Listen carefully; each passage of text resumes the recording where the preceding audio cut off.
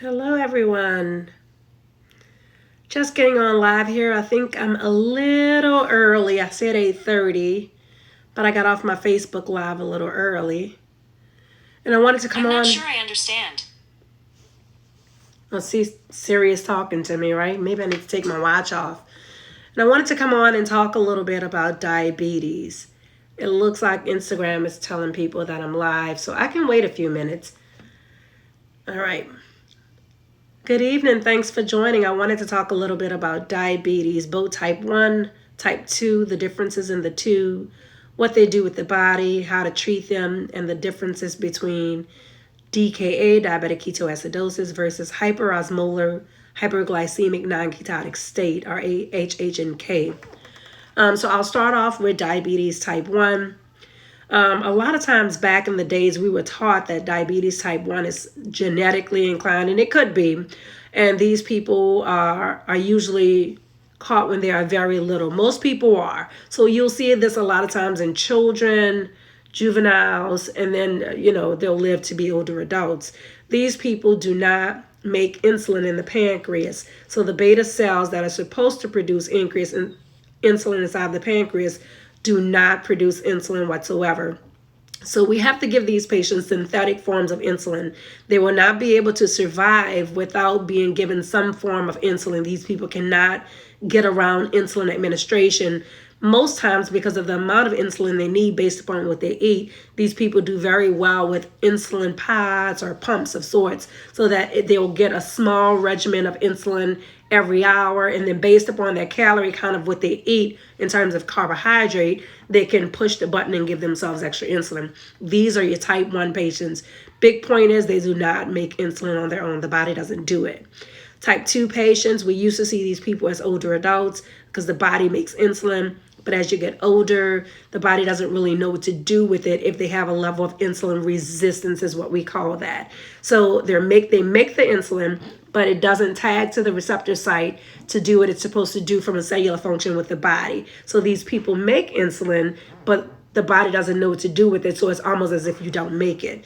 What we used to see is these people were older, but now we're seeing more and more that we have a lot of juveniles that, because of obesity, especially core middle fat obesity, these people end up much earlier in life, either on some form of supplemental hyperglycemic agents or insulin, depending on the level of the glucoses. So those are the major differences between type 1 and type 2. One, the body makes insulin, the other doesn't. In the type 2 diabetes, even though the body makes it, the body doesn't really know what to do with it anymore because it's insulin resistant. Both of these patients have a form of what's actually happened is a carbohydrate dysmetabolism. So the body doesn't know what to do with the carb. Once it burns off to the simple sugar, the body doesn't know what to do with it from an insulin standpoint. So both of these patients either need type 1 needs insulin, type 2 needs some form of anti-hyperglycemic agent, whether it be a pill or insulin, or a matter of both. And now we have, I forgot to say this on Facebook, we have these GLP-1 drugs, which are not insulin, it's weekly injections like Trulicity and Ozempic, that they can take that kind of helps the body do what it's supposed to do. Now let's talk about DKA versus hyperosmolar state. So when a patient has DKA, diabetic ketoacidosis, these patients burn ketones. So when their glucoses are really, really high, it will burn ketones as a source of energy over the carbohydrate. So for these patients, when you start burning ketones, you get into what's called an acidotic state with the body. So these patients, is very easy to see on their labs. What you will see on both patients is a sodium shift. Sometimes you will see a potassium shift, sometimes you won't. But in the ketoacidotic patients, you will see them burn ketones in the urine, or you will see them burn ketones in the serum. And the easiest way to spot it in the serum, which is with a new test called a beta hydroxybutyrate. It's not really new, but we started using it more and more as a standard of care as have improved. And the reason they get this fine-tuned test is sometimes you'll have a patient that you can't tell if he's burning ketones or not, so he or she. So the patient may come in with a glucose of 500 and the anion gap may be equivocal. So it may be sitting right on the border, and they may not necessarily be acidotic, and you can't tell based upon the patient's presentation whether or not they're truly burning ketones. So what they'll do is that they already get the blood work to get a glucose level, to get a bicarbonate level, to get an anion gap level. So they'll just grab the beta hydroxybutyrate as well. One stick, get multiple things, and they can tell whether or not you're actually burning serum ketones. Remember, when you get into a ketotic state, especially with the DKA, the body will burn 3 forms of ketones: ketoacetic acid, beta hydroxybutyric acid, and acetone. So that's how they are finding that out with that test. So when a patient comes in, if they're burning ketones, more than likely they're type 1. Type 2 patients do not burn ketones. Only type 1 patients. Well, I'm not going to say never. So every now and then you'll get an outlier patient that can, but for the most part, type 1 patients will burn ketones. Type 2 patients will come in, but they will not burn ketones, but their blood sugars will be impressive. They will be 600, 800, but their anion gap will be normal, and their bicarbonates will be normal, which is a carbon dioxide. That's what we call bicarbonates. It's a buffer. So it lets you know whether or not the patient is acidotic or not. So in both patients, we give them fluids because the body's in a hyperosmolar state. There's a lot of free-floating glucose. Glucose is an osmotic agent. It causes cellular shifts. So we give saline to dilute that down. And then we give these patients insulin, whether it be an insulin drip. In the case where the gap is open, anion gap is open, and they're acidotic, you have to correct that, or the patient may stop his stimulus for breathing. So in those patients, you definitely want to put those on an insulin drip, close those gaps. Even if the blood sugar improves, you want to make sure that you leave that drip up and compensate with giving a patient a little bit of D5 or something until you fix the ketotic state. That's the biggest part. So the gap can close, but grab a beta hydroxybutyrate and don't stop that drip until that beta hydroxybutyrate normalize. Hey, Veronica, I talked a lot about this. You may have to catch a little bit of it on the back end. The biggest point in type 1 and type 2 diabetes, when you see these patients, if a patient walks into your clinic and they don't feel well, especially if it's a type 1 patient, they complain of abdominal pain, these people are going to acute kidney injury very, very quickly. Make sure that you know what the patient, even if you send them to the hospital side, if you're attached to a hospital to get labs, if you're not attached to the hospital and you want quick results, send the patient to the ER, especially if you know it's a type 1 and the patient may be in a ketotic state. Remember, the way you know that when you look at the labs is the bicarbonates or carbon dioxide, CO2, because it could be called either one on your basic metabolic panel. Those patients with ketoacidosis will burn ketones in the urine. Sometimes they can't pee, so you may not see it. So the easiest way to do it is when you stick these patients and get a BMP, just grab a beta hydroxybutyrate, send that off with it. The beta hydroxybutyrate is a serum ketone, so it will tell you whether or not the patient is burning ketone. So DKA patients, you're going to see high glucose, high anion gap, low carbon dioxide, or bicarbonates.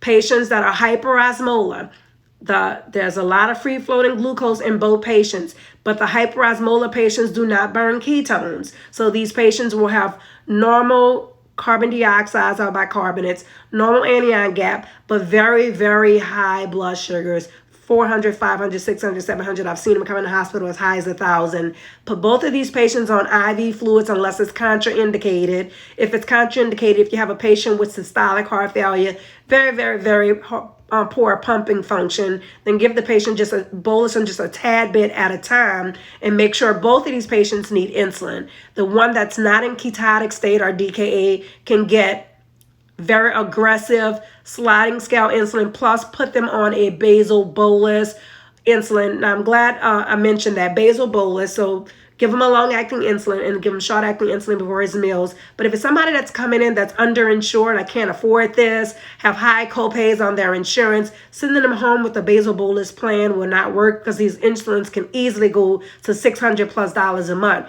These patients, you want to start off on 70-30 insulin, give it to them twice a day with breakfast and dinner, give them fluids, monitor their blood sugars, and get them at a comfortable level to send them home. Now, some of these patients won't need such aggressive treatment, but you'll know your patient based upon the labs. Don't treat the labs, treat the patient. Remember, type 1, they make no insulin. from naturally. Type 2, they make insulin naturally, but as they get older, the body doesn't know what to do with it. They're in a level of insulin resistance. The receptor cells do not tag the insulin and process it. So you have all this free-floating insulin and you have all this free-floating glucose. So it's in essence like the insulin does not exist. In these type 2 patients, a lot of times before you realize they're diabetic, they pass out. They hypoglycemia because of all of the free-floating insulin in the beginning, because the body doesn't know what to do with the level of insulin resistance. So a lot of times you can grab an insulin level on these patients and realize that they're type 2. That's your two major portions. DKA, these patients burn ketones. These patients will get very acidotic.